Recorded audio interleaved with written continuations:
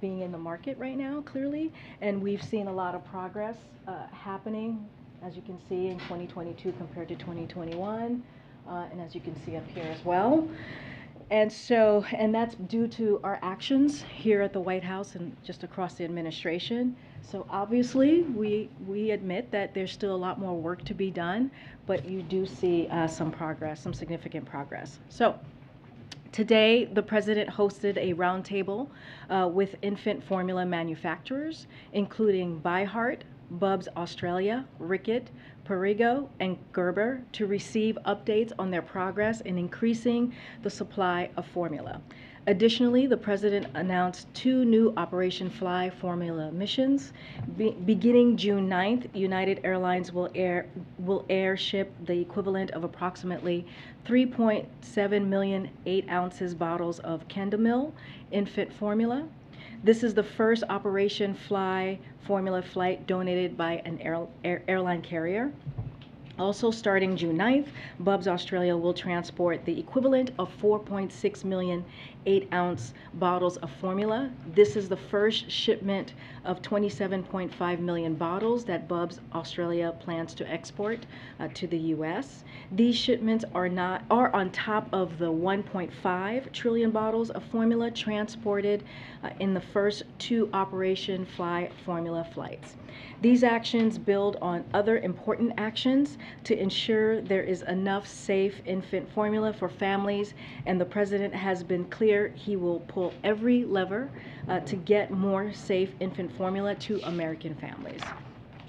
Tomorrow, the President will join a meeting with NATO Secretary General Stoltenberg and National Security Advisor Jake Sullivan at the White House. They will discuss preparations for the NATO summit in Madrid at the end of June and the strength of our transatlantic alliance. We will have a readout after the meeting for tomorrow. And also, this is June 1st, as we all know. It is the first day of Pride Month. This month, the Biden-Harris administration will be spotlighting the voices of LGBTQI+ people across America, especially children and families. The President had made clear that the proliferation of hateful and discriminatory bills targeting kids in classrooms and families in their homes are simply bullying. So this Pride Month, we will be focused on protecting, uplifting, and supporting LGBTQI+ kids and families. This month, you can expect to see the President and his administration reiterating calls on Congress to pass the Equality Act, agencies across the administration and embassies around the world raising pride flags to celebrate our commitment to equality, cabinet members meeting with LGBTQI+ families and community leaders, the White House fighting back against the onslaught of anti-LGBTQI+ legislation we're seeing just across the country. President Biden has always been a champion for families, and that includes LGBTQI+ families. We are proud of the historic progress this administration has taken to ensure everyone, no matter who they are or whom they love, has an equal place in our country. And we are excited to keep building on those actions this Pride Month and beyond. One final thing, which is very hard to say, but I'm very excited about this as well for our friend here, Vedant. I would be remiss not to mention that it is our very own Assistant Press Secretary Vedant Patel's last day here at the White House. I'm sure many of you know and have had the pleasure of working with Vedant, but for those who haven't, he has been with us since day one of the Biden campaign and also the Biden-Harris administration. While here, he has worked on very important areas, including climate, immigration, and education. I cannot stress enough how integral Vedant has been to our team. He's been a rock star. He's going to be incredibly missed. He is a true talent, an excellent communicator, a gifted writer, and a wonderful co-worker and friend. I and the rest of the press team will miss him dearly, but we know that he's on to better and bigger things as he moves over to the State Department, so he's not going very far. As the Principal Deputy Spokesperson, we are so proud of you, Vedant. We will miss you terribly, and we cannot wait to see you at State, and congratulations to you, my friend. Okay, with that, go ahead, Zeke. Thanks, Karine.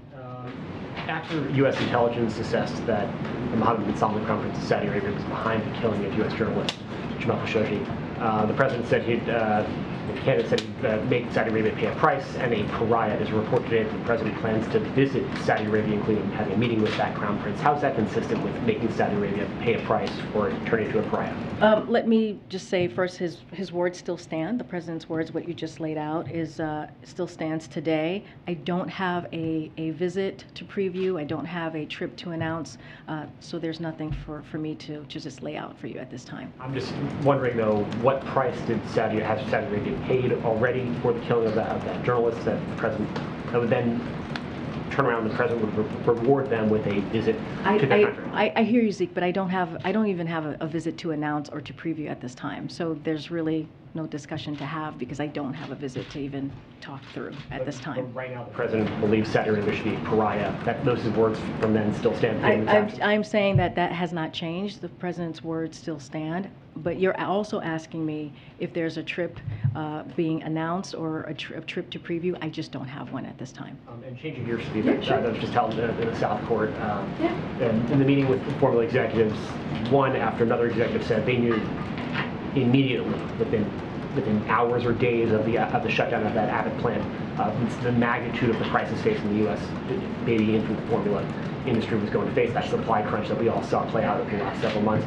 The president, though, said he wasn't informed about that until April, and then waited a full month to invoke the Defense Production Act and begin Operation Fly Formula, which we're starting to see affect the marketplace now. So what is the reason for the disconnect there, and is he going to hold anyone accountable? So let me just lay a timeline for you of what we have talked about before, but I'm happy to reiterate at this time. So we have been working on this issue since day one of the recall.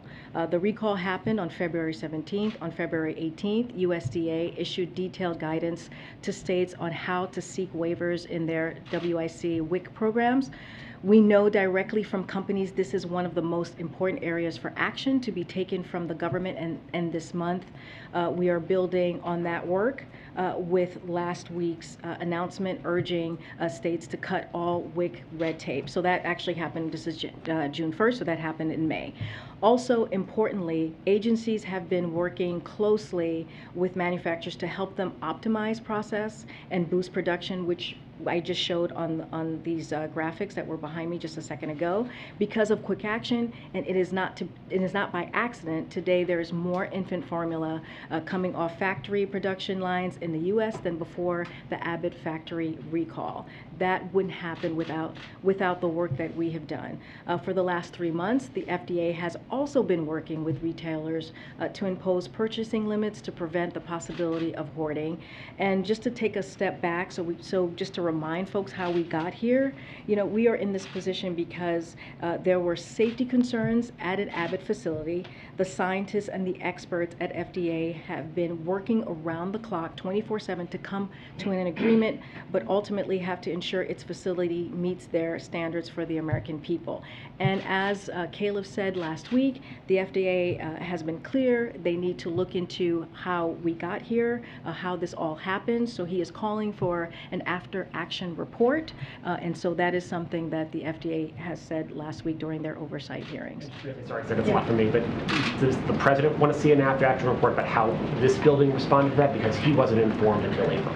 So look, let me just say that the president is frustrated himself about the situation, about the issue that we have and he's frustrated on behalf of the American families. And so he is doing everything that he can to make sure that we take action, and we have been doing that 24/7 to make sure that he gets what families are going through, how hard it is right now for many families to feed their infant, to feed their child. And so this is something that he's not taking very lightly. You heard from him, you saw him meeting with the manufacturers, and so we're going to continue to work around the clock to get this done. Okay. So you did February 17th was the recall. February 18th, FDA issued instructions to states. Can we continue that through April? When did somebody call the White House to say this is a problem? You guys may need to get involved. So I could say that. Again, the recall happened on the day one of the recall. We took action as a whole of government approach, right, with FDA, USDA, as I just laid out. And the president understands, again, he understands how difficult this is. He understands how challenging this is, and we have acknowledged that. He understands that this is the job of the president to be able to multitask, to get things done, especially when it comes to making sure that your child gets healthy food. And so that is what we've been doing. When was someone called here at the White House to say this could be an issue that requires presidential involvement? So I don't have the timeline on that. All I can tell you, as a whole of government approach, we have been working on this since the recall in February. The independent regulatory agency, the FDA, the one that questions have been referred to in the past, is now being embraced as whole of government. Let's point that out here. The other thing, why wasn't Abbott invited today? Oh, well, because Abbott, as we know, they agreed on a path to safely reopen the Sturgis facility after safety concerns that FDA called them out on. So look, we understand Abbott is working hard to get back to safely making infant formula. That process is ongoing and should remain between them, and we are encouraged by the progress they've made. Today is about progress and action we can take to ramp up right now. But I want to, I need to say this, and I want to lay this out. Look, this meeting was focused on ramping up production and availability of safe infant formula to American families. That is what matters. We have to remember what FDA did was to make sure that families were getting food that was safe for their kids. That is important, and that's what matters. That's why we showed the chart to show where we are today compared to a year ago. So increasing production here at home and importing high quality formula from abroad.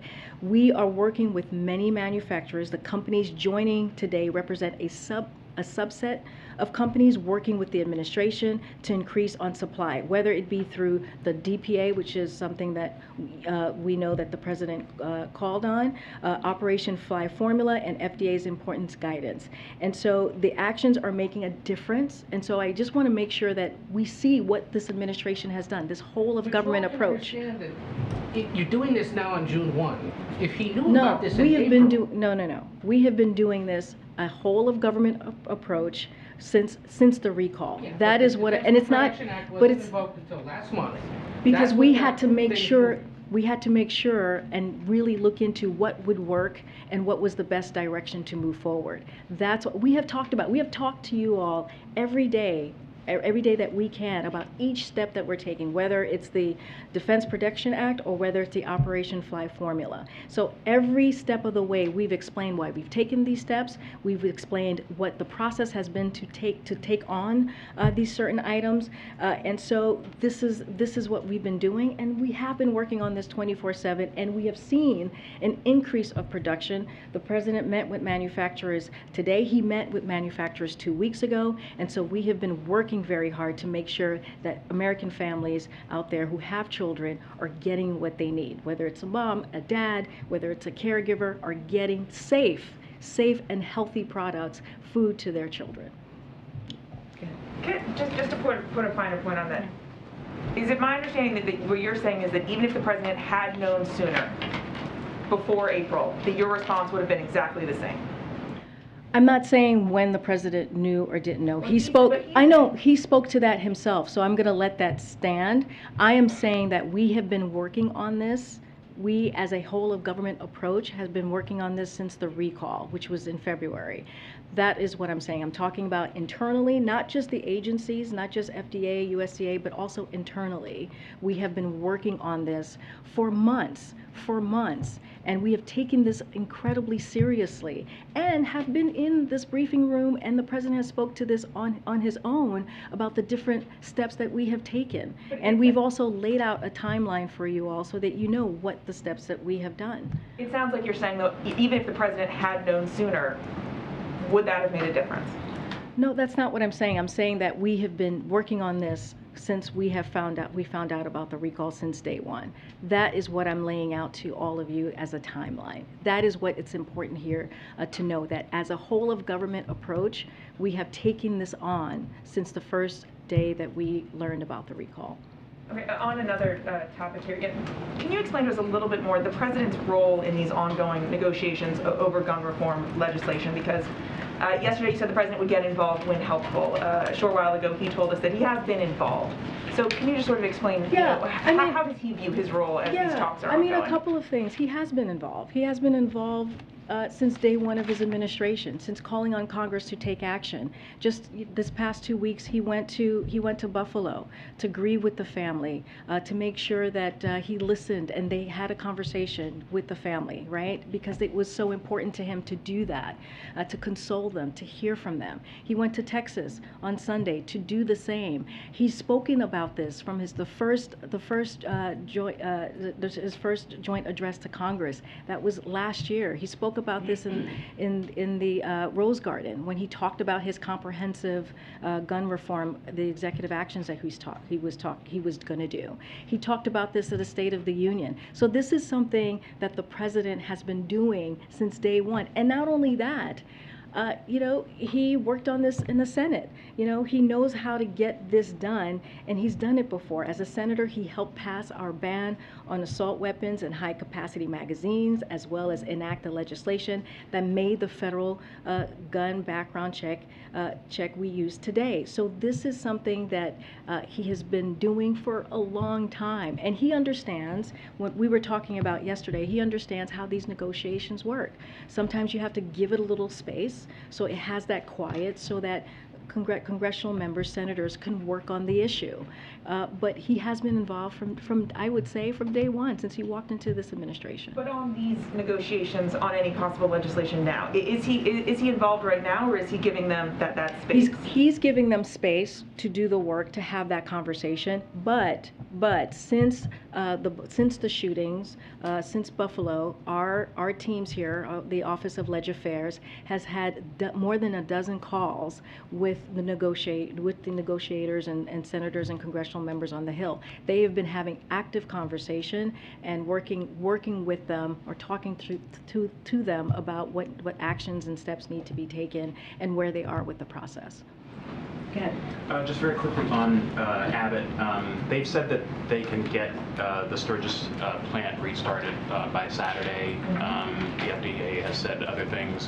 What is your assessment of the credibility of that claim from Abbott? When did they say this?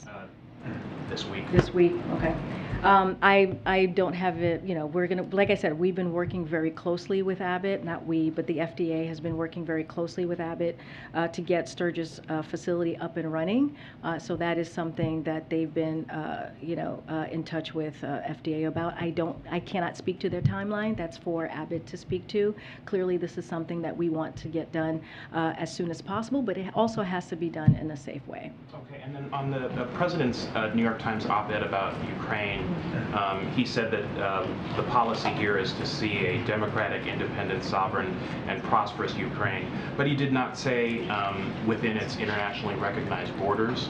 And so we're wondering if that was a deliberate omission intended to signal that Zelensky, that Ukraine is going to have to give up some territory in its negotiations with Russia. I wouldn't read into that in that way, but the president just put out a statement that I do want to iterate just 2 lines from it. The people of Ukraine continue to inspire the world with their courage and resolve as they fight bravely to defend their country and their democracy against Russian aggression. The United States will stand with our Ukrainian partners and continue to provide Ukraine with weapons and equipment to defend itself. The new package will arm them with new capabilities and advanced weaponry, including HIMARS, with battlefield munition to defend their territory and Russian advances. We continue to lead the world in providing historic assistance to support Ukraine's fight for freedom, and that is going to continue to be our focus. But is your assessment that they're going to have to give up territory as part of these negotiations? That's not something that I'm going to talk about this from the podium from here. And then just one last thing, the Bolsonaro meeting that's happening at the Summit of the Americas, do you guys have a date on that, and are you going to raise concerns with Bolsonaro about his questioning? I don't have anything to preview at this time on the Summit of Americas for you. Go ahead. Karine, just to follow up on the baby formula meeting. Sure. So if the president is saying the baby formula manufacturers knew that things would be really bad as soon as the Abbott recalls happened, the shutdown of the plant happened, but he did not, I guess, can you help us understand why they knew but he didn't? Who failed to inform him? Why didn't he know if they knew?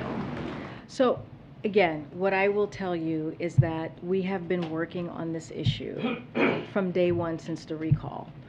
You know, what you hear from the president is his frustration with the issue itself, with American families having to deal with and what they're going through because this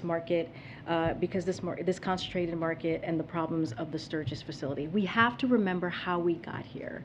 We got here because FDA learned that Sturgis facility was not operating in a safe way, and so FDA wanted to make sure that families were getting healthy food to their babies. So this is a responsibility that FDA has and that FDA did. From our part, we did everything that we can from the moment that we learned about the recall to work 24/7 to make sure that the production went up. I guess that just doesn't address the question of why it was that the president didn't know when the manufacturers are saying that they knew. As soon as the recalls happened, as soon as the plant was shut down, that this would be a very serious problem. Was there a breakdown in the process here? Did somebody fail to inform him?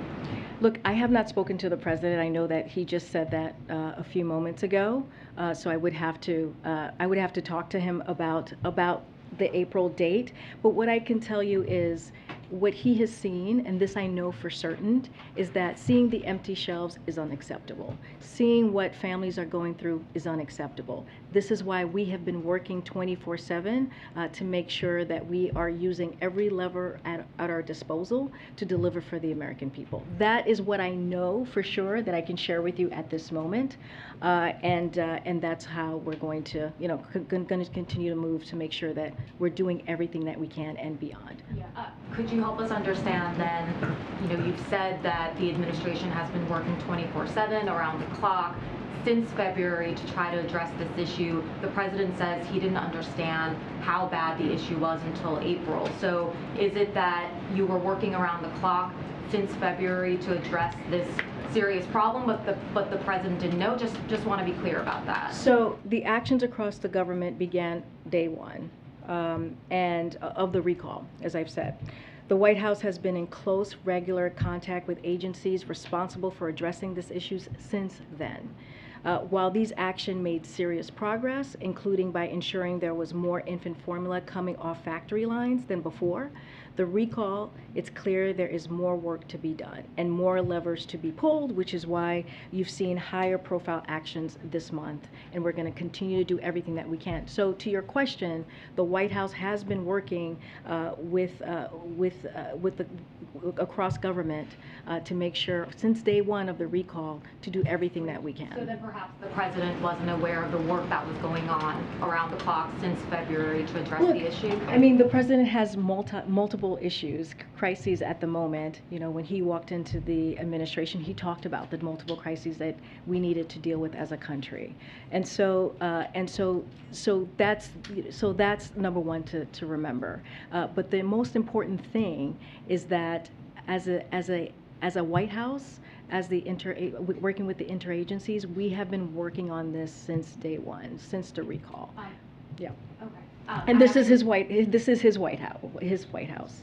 I actually had a follow-up to a question that we asked in here over 2 weeks ago, very much related to what we've been talking about. We had asked if there were specific actions that the administration took, including meetings, phone calls, briefings, either in February or earlier, to begin addressing the shortage. You had said at the time that you didn't have any specifics then, but you'd be happy to go back and get that information and be fully transparent. Yeah, it doesn't sound like you have that. No, I don't have that information. But again, I can say to you, since the recall in February, we have been working around the clock on this issue. It is an important issue. We understand how frustrating it is for parents, and so this is something that the White House across the agencies have made a priority. So do you plan on getting us that yeah, for sure. information I mean, that you feel free to reach out to me directly. You have my email, you have my number. Feel free to reach out to me, and we will do everything that we can. Can I just do one follow-up on Well, a I mean, separate topic? MJ, I gotta move on. Yeah. Go ahead. So I think the question here is we all understand that government operates at many levels. The president's not read in on every issue. Why this one seems to stand out is that these executives talked about it as a crisis. The president talks about it as one of the most personal crises that he has experienced. And you're now sort of saying that the White House was operating on this without the president being aware of or directing those actions. And so there will be future crises. And so I think we're all trying to understand the information flow and the decision making when there is a crisis that rises to the White House's involvement. And is the president involved in that? And so the question really is, it sounds like you're questioning the April date that the president just gave us. No, I am not questioning the president at all. I'm just saying I have not spoken to the president. I know he just mentioned that date. But you're saying White House officials were involved and engaged on this issue prior to the president being briefed on it himself. Right, which is not an unusual thing, as you know, Kellyo. This is a very common way of operation, way of moving. Nothing unusual about this. You're asking me to confirm something, and I was in my office. I did not actually hear what the president said. I do not like to speak on something without having a conversation with the president first. And so that's number one. Number two, what I'm trying to say is that his team on very high levels who run his policy offices, who runs his department, have been working on this since day one. And that is... They can act without the president's direct involvement and make decisions before he's even briefed on a subject that's become one of the biggest issues for American families today. I mean, it's not uncommon. It's not an uncommon thing to do, to offer assistance, to offer help, to offer guidance to an agency when they need it. That is not an uncommon thing to do. Yeah. So just to follow up on the rest of the front row, who decided after 6 or 8 weeks? You said that, and hopefully the back row hears. Who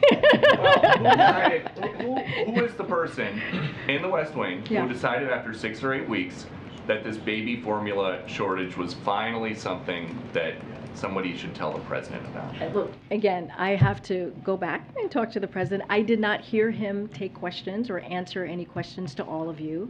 And so I want to do my due diligence, right, as his spokesperson to make sure that I have a conversation. What I can tell you is what we have been doing as an administration since the day one of a recall.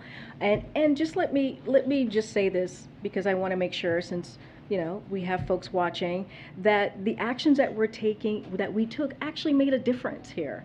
DPA is allowing manufacturers to reliably plan for scaling production. In the case of Abbott and their suppliers, an increase of 25%, they can be manufacturing at 100% capacity. Likewise, Rickett plans to expand production by 40%. Operation Fly Formula has cut 3 to 4 week timelines for Nestle product to move the Europe to 72-hour periods. Through FDA's enforcement discretion, we will get 27.5 million bottles from Bubs Australia. So these are all important actions, including the graphs that I just showed, how high production is higher than it was a year ago. So this is also important. We want to make sure that the American people, the American families know that we have been working on this 24/7. The president has done everything that he is able to do or has been able to do, and we'll continue to do more work because we understand there's more work to be done. Okay, another big topic. When are you guys going to admit that you were wrong about inflation? No easy questions today, huh? The Treasury Secretary says that she was wrong, so why doesn't anybody here at the White House? Okay, so look, what the Secretary was pointing out, this is talking about yesterday when she was doing her hit with her TV hit with CNN, is that there have been shocks to the economy that have exacerbated inflationary pressures which couldn't have been foreseen 18 months ago, including. Well, I'm trying to answer your question. Hold on. I was just getting to the why not. Including Russia's decision to invade Ukraine, multiple successive variants of COVID, and lockdowns in China.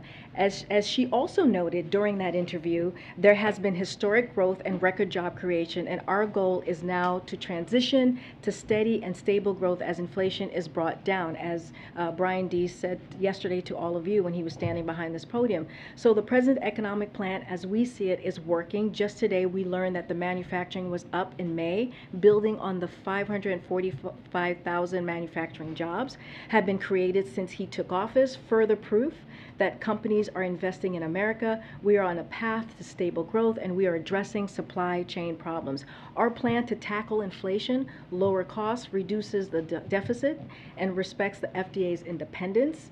It's the best way for us to achieve sustainable and durable economic growth. So that's how we're doing, the work that we're doing every day to make sure that we attack lower costs, higher costs. Just that I understand, the Treasury Secretary says that she was wrong, but the White House was not wrong about inflation. Here's the thing: we have achieved a. First of all, I explained to you what she was trying to say. So I just laid that out. So those are your words, not my words. I just laid out what she was trying to say and tried to explain in fullness her part in her answer. We have achieved a historic recovery through an extraordinarily unprecedented economic moment. The president has consistently noted that the primary drivers of inflation are the pandemic and Putin's invasion of Ukraine. The twists and turns of both these monumental events have affected energy prices and also food prices that we have seen these past several months. This is Putin's price hike, which the president refers to, and that is what Secretary Yellen was referring to if you read the entire transcript, and that's what I'm trying to say to you. Hopefully that lands. Go ahead. Thanks, Karine. You say Legislative Affairs has had more than a dozen calls with lawmakers on guns recently. Which ones? Oh, I don't have a list, and we are always, we are always very clear about not sharing not saying who we talk to and keeping conversations private. We're just trying to give you a number so you see our efforts and what we've been trying to do. But I don't have a list. I won't list our list to you right this time. I just ask because often the White House press office hasn't given any level of specificity as a policy about.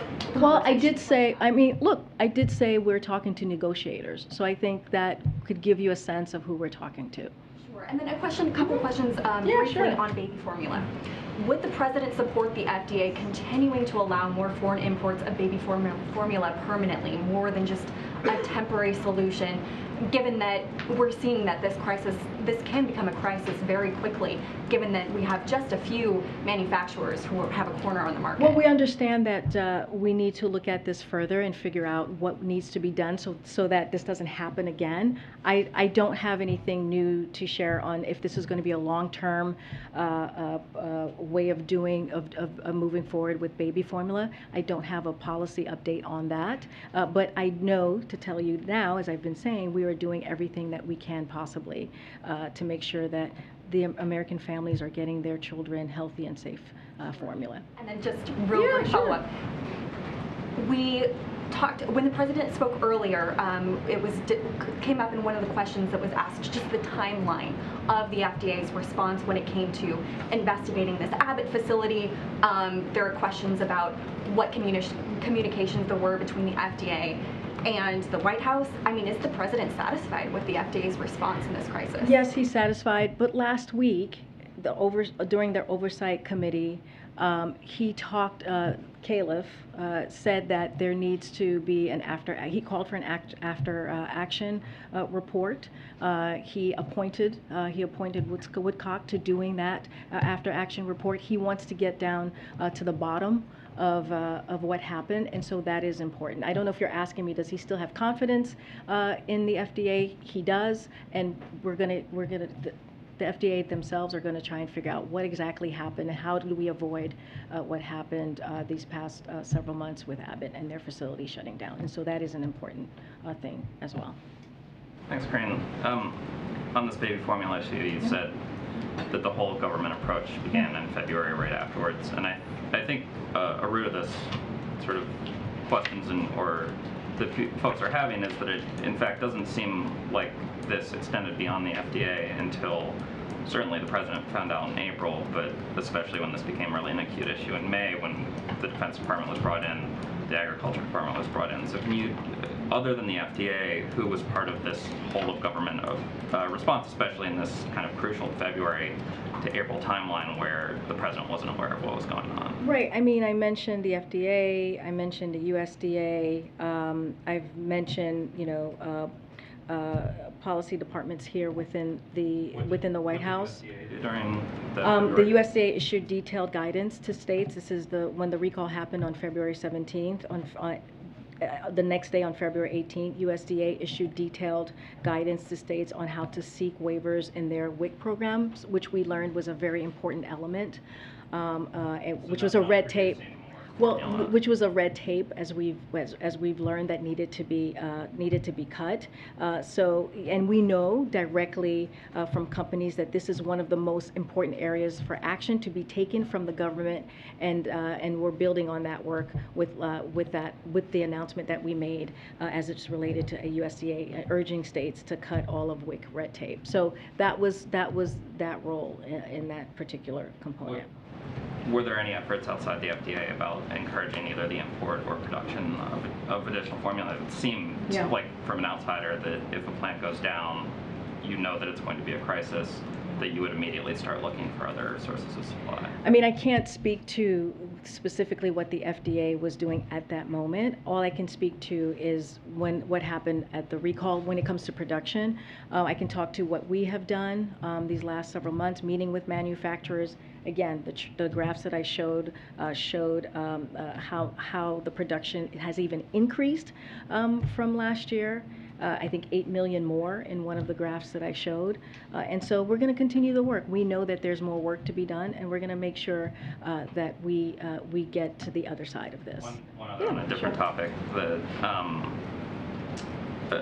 About a month ago, the Supreme Court decision or draft decision leaked on abortion rights. A lot of folks, including the president at that time, talked about how that really reframed the debate and the stakes for the midterm elections. But since then, the president hasn't publicly met with any abortion rights groups. He hasn't spoken about it in weeks, given a speech on it. I know that you've and the vice president have kind of occasionally mentioned it from the podium, but there's been no sort of presidential action on it. So I'm wondering, does that signal that the president's understanding of the politics of this issue have changed in any way, or is there an event with the president that is going to happen before the Summer of the Americas or before he travels to Europe? I mean, it just seems to have fallen completely off his schedule. Well, I mean, I don't have anything to preview on his schedule, but the president is clear on this. He believes the right to peaceful. He believes the right that a woman has the right to make their own decisions when it comes to their own health care and their own health and their own reproductive rights. I mean, that's something that he has said. That is something that he believes. Our teams here are in constant communication and having regular meetings with groups out there who are focused on making sure that continues. The rights of women to choose continues. But I don't have anything to lay out. The president just hasn't made this. I mean, he kind of laid the stakes out as this should be something. Well, I mean, if we step back for a second, it was a draft. It was a SCOTUS draft. We spoke to it. We were very forceful about it. The president put out a statement. You've heard from the vice president. You've heard from other members of our team. So it's not like we didn't take this seriously, and we don't continue to take this seriously. So this is an important issue for the president. We know that. We know that for the American people. I just don't have anything to share with you on his schedule. Okay. Thanks, Karine. On Ukraine, the U.S. has been really clear that it would not engage Russia directly because it did not want to escalate the conflict. But General Paul Nakasone, and I apologize if I mispronounced that, but who heads the U.S. Cyber Command, he reportedly told Sky News that the United States is engaged in offensive cyber activity against Russia. Can you talk about that? Why disclose that? That seems contrary to what the administration's position. Look, as it relates to the Kremlin, to President Putin, we don't negotiate our security assistance packages to Ukraine with the Kremlin. They have not been pleased by the amount of security assistance we've been providing to the Ukrainians since far before this most recent phase of conflict began. But we are doing what exactly the president said he would do, which is, and he told President Putin directly, we would do what we would do if he attacked Ukraine back in December, which is provide security assistance to the Ukrainians that is above and beyond what we were already providing to help Ukrainians defend their country. So that's exactly what we've done and will continue to do. You know, remember, and we say this all the time, this is Russia that chose to launch a brutal war, that chose to attack Ukraine's sovereignty and its territorial integrity. And so this is Russia's war.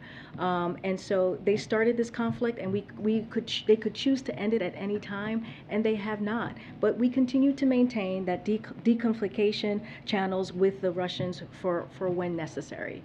But just speaking specifically about the offensive cyber action being taken from the United States against Russia, is that not contrary to what the president has said in the past about not wanting to engage directly? No, it's not. We don't see it as such. Can you talk about why offensive cyber activity against Russia is not? We just don't see it as such. We have talked about this before. We've had our cyber experts here at the podium lay out what our plan is that has not changed. So the answer is just simply no. Go ahead, Tyler. Just following up on an inflation question. I understand you walked through what Secretary Yellen was talking about, but she still said that she was wrong then about the path inflation would take. President Biden made similar statements saying that inflation would be temporary. Brian Deese was here yesterday. I asked him the same question. Does anyone in the White House have regrets about how they talked about inflation, given that it has turned out to do exactly what they said it would not do? I mean, look, I laid out from if you look at the whole transcript, what it is that Secretary Yellen was trying to lay out when she was asked that question. She was pointing out that there have been shocks in the economy that have, again, exacerbated inflationary pressures, which could not have been foreseen 18 months ago. I mean, that is just a reality that we're working with. And what all of his top aides said turned out not to be true and turned out not to happen. So I'm wondering if there's any sense within the White House that was a mistake to say so, given that it turned out to occur very differently. Again, there were certain shocks to the economy that exacerbated the inflation pressures, right? So that includes Russia's decision to invade Ukraine, multiple successive variants of COVID, as I've mentioned already, and the lockdowns in China. The president has consistently noted that the primary drivers of inflation are the pandemic and Putin's invasion of Ukraine. The twists and turns, again, as I've talked about, have been monumental events. And so, as the Secretary Yellen has also noted, there has been historic growth and record economic creation, and our goal is to do the transition, which is what Brian Deese was talking about, to make sure that it is steady and stable growth as inflation is brought down. So that there are things that have occurred that has been unprecedented in this past year or two, actually 3 years, and that's what we're speaking to. I hear you on that, but that still doesn't necessarily answer the question about whether inside the White House there is a feeling that there should be a concession like Janet Yellen made yesterday on TV, that the way that the administration talked about inflation was not best suited to describe to the American people the economic pain that they would eventually be feeling as we continue to see prices rise. I mean, look, the president is working, has said this over and over again. We have said this. We understand what the American people are going through. We understand the high cost that they're dealing with. We understand what inflation is doing to gas and to food prices. We have taken multiple actions, which the president explains himself in his own voice in the Wall Street Journal just a day ago. And so that has been our focus as well. And we're coming out of a very strong economic period, and so now we're going into a transition. There are things, as it relates to inflation, there are things that were not predictable 18 months ago, that were not predictable from day one. So as we were speaking to them as we saw it at the time, and so that is also important to note. I mean, I know you're asking me that the question of, did we speak about it wrong, or did we, say, did we, I don't know, misspeak or not have it right at the time. I mean, this is what I'm trying to lay out, is that there are things that happened, the COVID variants, Russia's war in Ukraine, that was not predicted at the time. And so what we're trying to do, what the president is trying to do, is do everything that he can to make sure that we deal and attack and fight inflation. So that is our focus at the time. Just one last one. Yeah. I understand that you guys did not. I understand that you did not predict that, but there were many economists, Larry Summers, among others, who were very clear in warning about the risks of Okay, so if we have learned anything the past 2 years, it's that our globalized economy is tied to the world around us, right? That's the number one. Again, the variants of COVID, lockdowns and slowdowns in foreign countries due to the pandemic, Putin's unprovoked invasion, Ukraine, each of these events impact prices here at home and abroad. It impacts the cost of food here at home, the supply of food abroad, the cost of gas here at home, and supply of oil around the world. Inflation is also a global issue. Inflation in Europe increased a record 8.1% in May compared to last year. So that is how we're looking at this, and this is also a global challenge. Okay, go ahead. Karine, just two questions. First on baby formula. All of my colleagues' questions have basically gotten to the same point, which is people want to know who in this building knew what when in the lead up to the formula shortage. You've said that that folks internally were on this since day one. You said that senior leadership in the administration was on it, but you also said that you don't have that time frame. No, I said they were asking me specifically about the president, and I just don't have that time frame to share. What I can say is the White House began working on this from the first day of the recall, from day one of the recall, which was back in February. Are you able to provide or commit to providing a timeline of who knew what when? I mean, that's the same question that MJ just asked me, and I answered that question to her. I have laid down what has happened since the recall, which was on February 17th. I've laid that down. I talked about on February 18th with the USDA. I talked about WIC programs. I've laid down what happened, but not reminding folks what happened with Abbott in the factory, why we got here. And I've also talked about what the FDA has said that they're going to do, and they talked about that last week, which is look into this, make sure that we get to a place that we get to the bottom of what happened, do an after action report. When that after action report, we will have a lot more, and that will come directly from them and what they did and what they see could be done better. So that's the thing that's really important. There will be an after action report. We will be able to see exactly what happened from their standpoint. Again, we have been working on this since the first day of the recall on February 17th. That is our involvement here with the White House and FDA and what we've been trying to do. And then just lastly, on the Summit of the Americas, obviously this administration has been preparing for this for months. We've had many conversations about invitations to heads of state for months. We are now less than a week out of this, and there are still several significant outstanding potential invitations. How did that happen that we've gotten so close to the 11th hour and you still haven't decided whether to invite anyone from Venezuela, including the opposition leader who you recognize as the president? I think if you've been following this administration for the past year and a half, 1 week is not the 11th hour when it comes to how things move.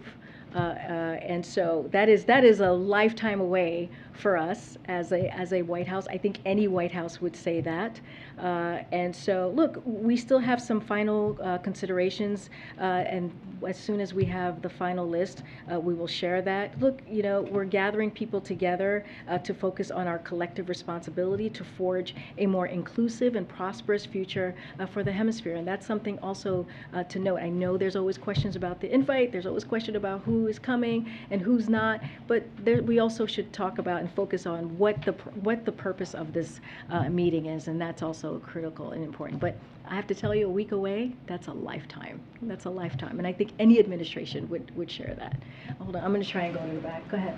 Thanks, Karine.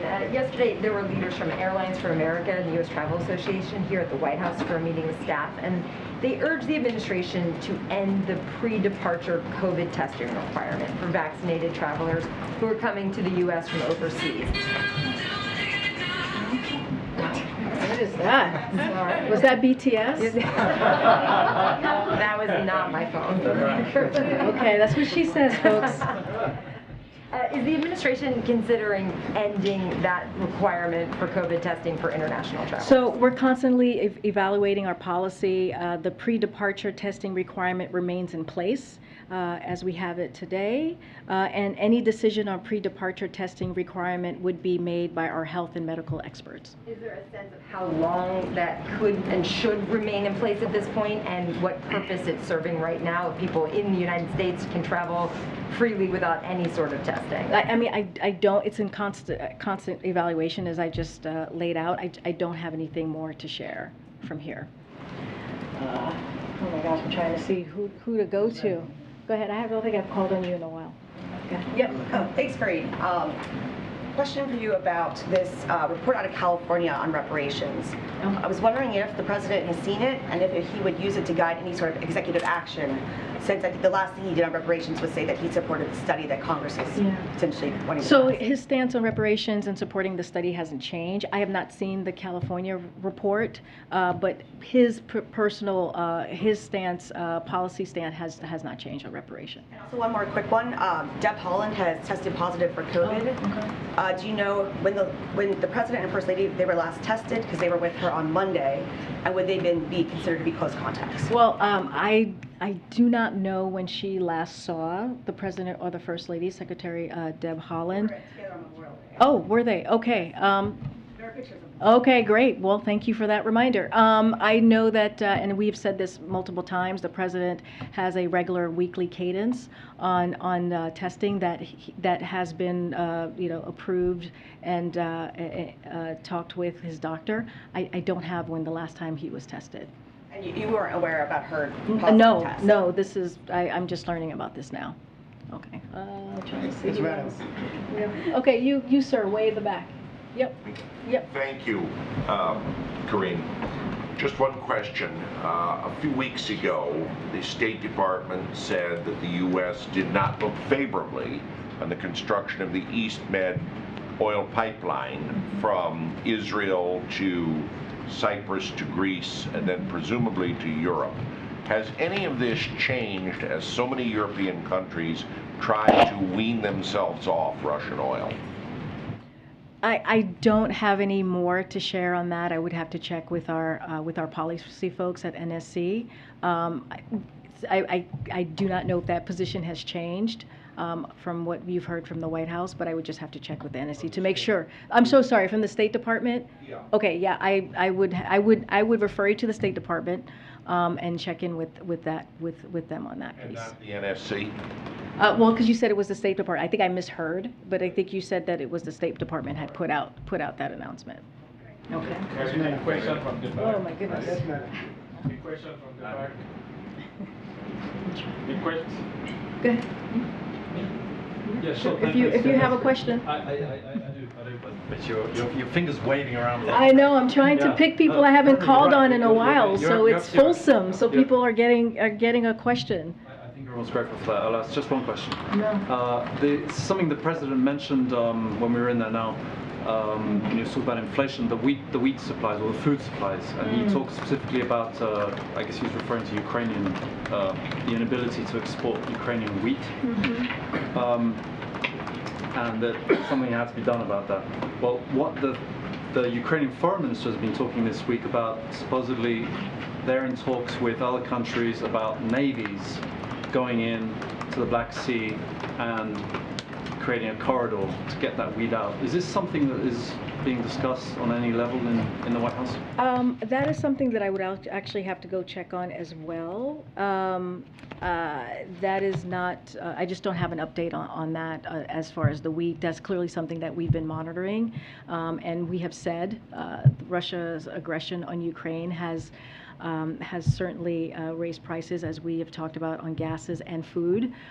Wheat, I believe, is about a good percentage of in Ukraine, a good percentage of the kind of the global market, and so we have seen prices go up. I don't have any update on that. I would have to check with this time. I would have to check with NSC. Can I ask you a question from the back? Yes, ma'am. Go ahead. Can I ask you a question from the back, Karine? Go ahead, Phil. Thank you. I have a question about the President's Wall Street Journal op-ed, but I wanted to ask a more general question first.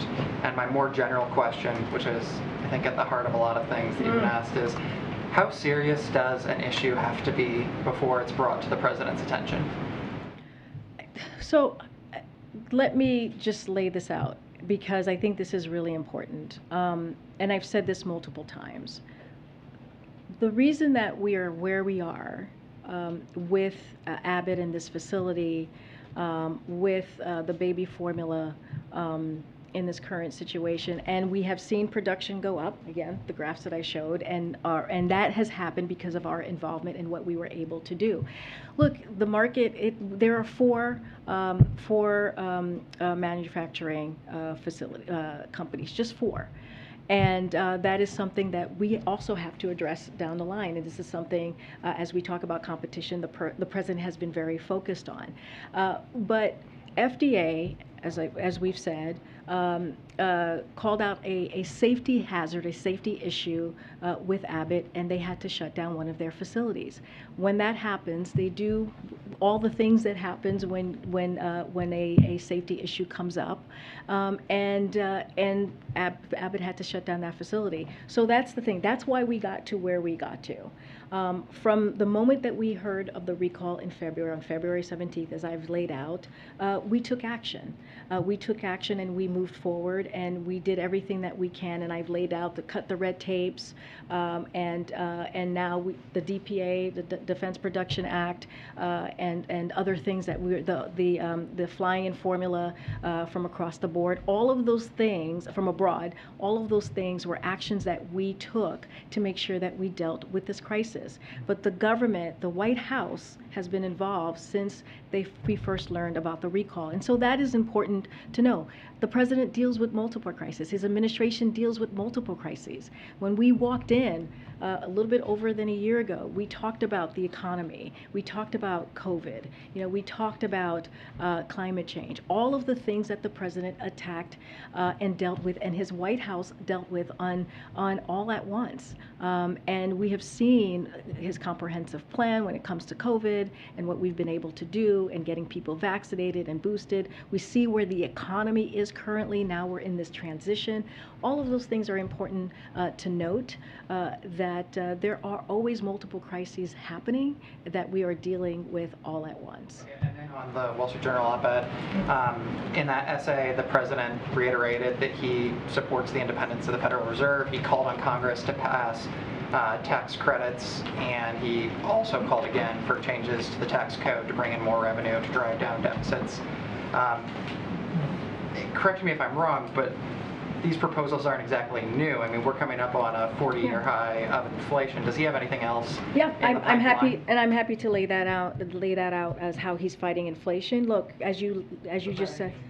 Yeah, well, I mean, let me just tell you what we have been doing and what we will continue to do and what we know is important in order to fight inflation. So you mentioned it, giving the Fed the independence it needs to take the steps to bring inflation down, pushing Congress to lower costs on things families rely on, like prescription drugs, which you've heard us talk about, that eat up too much of Americans' budgets, taking steps to stabilize the energy markets, for example, coordinating a historic release from strategic petroleum reserves here in the United States and from countries around the world. All of these things matter, and lowering the deficit. This is a place where we have made notable progress, as we've talked about, more than $1.5 trillion in reduction in the deficit this year alone, and we want to keep making that progress, so that's not going to end there.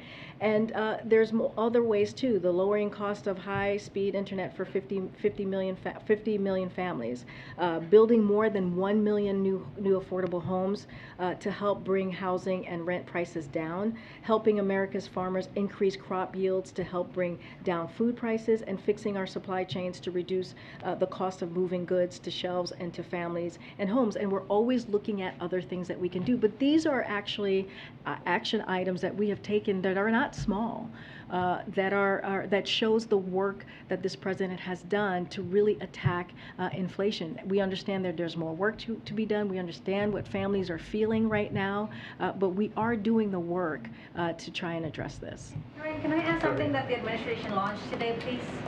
Let me see who else. Go ahead. Thank you. So today, the VP announced the launch of the Global Water Security Action Plan, which seems important because it essentially says that now the U.S. foreign policy will consider global water security as one of its core issues, right? So I guess I wanted some explanation from you as to why this was. Will this be another element of the VP's portfolio, or is she just launching it? I mean, how are you guys dividing this up? I mean, look, the First Lady, the First Lady, my goodness, the Vice President has clearly her own portfolio and things that she wants to attack that helps families, that helps make sure that we're delivering for the American people, and so she has multiple things that she does. Clearly, that is something that's going to be critical to foreign policy, critical to how it tracks back here to the American public. I can't speak to what her portfolio looks like and what things that she'll be focusing on. There's an array of issues to focus on. I would reach out to her office directly. In China. China has called for the United Nations Human Rights Commissioner to investigate mass shootings and gun violence in the U.S. So can we get a reaction from you? So this is, again, China requesting the UN Human Rights Commissioner to investigate mass shootings and gun violence in the U.S. Can we get a reaction? And specifically, does the president consider gun violence as, protection from gun violence as a part of human rights and the right to live? Well, he definitely has said that it is a epidemic. He called it a public health epidemic. So he has taken this issue very seriously. He has laid out a comprehensive gun reform plan through executive actions. He has the most executive actions than any president at this time in this administration. He's calling for Congress to act and to continue the work that needs to be done on the legislative, on the federal side, whether it is expanding background checks, red flag laws, as we're hearing Congress talking about right now, making sure that we are keeping our children safe. We're keeping, churches and places where people go to like grocery stores or any public facility, or even your home safe. And it is really important to this president. He's made this a priority since he was a senator and a vice president, and now as a president. So this is something that he's taken. I'm not responding to that. Okay. We're done. Thank you so much, guys. See you tomorrow. Thank you. Can you take questions from across the I did. I took questions. But I took, Phil, I took your question. I took your question from your colleague right here. You don't respond to email, I have not gotten an email from you. I've sent you 2 emails that you don't. Well, maybe you have my wrong email. And I'm wondering why.